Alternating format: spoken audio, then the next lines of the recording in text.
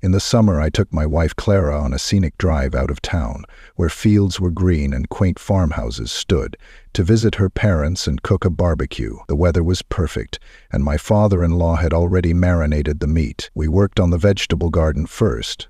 After all, age takes its toll, and putting extra stress on the elderly is never a good idea. When we arrived, I didn't even bother to go into the house. When I went to get a bowl of meat, I saw a beautiful young woman, a bit like my wife, though her features were softer, with striking green eyes and a mischievous smile that set her apart from the others.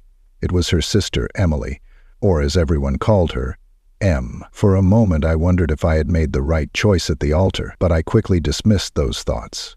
I greeted her and headed back to the grill. Everything was perfect. A couple of beers, the aroma of tobacco leaves growing nearby, and the smell of fresh meat on the grill. We finished grilling the last portion and took the meat inside. As we were walking back inside, Emily came up to me and my father-in-law walked ahead. "Then, could you help me in the barn? I need to get something," she asked. "Sure.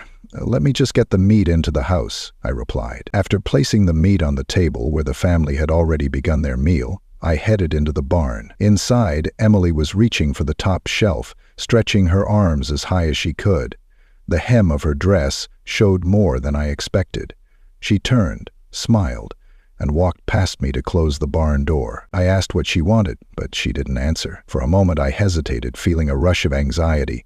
Her presence came even closer, and the faint touches of her fingers touched my shirt. Conflicting thoughts raced through my mind.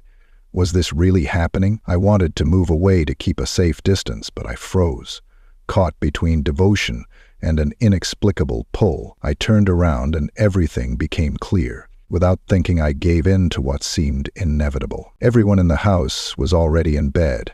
The leftover meat had cooled, and Clara asked, "Where have you been so long?" I was cleaning out the barn. I lay down next to her, and my thoughts were in turmoil. The next morning we had to leave, but Emily was nowhere to be seen. Guilt gnawed at me. Even now I can't fully understand how I want to be faithful to my wife, but Emily has been absolutely bugging me. I didn't seek her out specifically, but subconsciously I thought of her even as I fulfilled my duties as Clara's husband. If you enjoyed this story, please give it a like and subscribe for more contents.